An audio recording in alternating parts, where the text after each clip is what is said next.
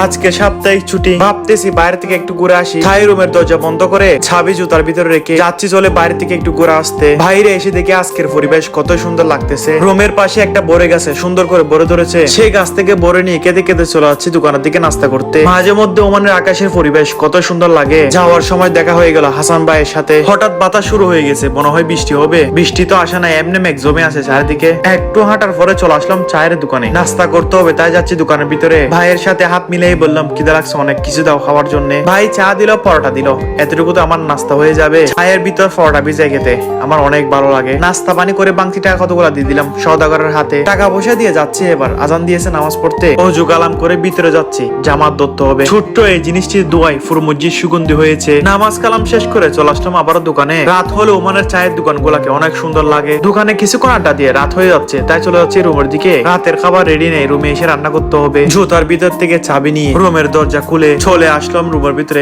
আজকের blog video এখানে শেষ হয়েছে। সাবস্ক্রাইব।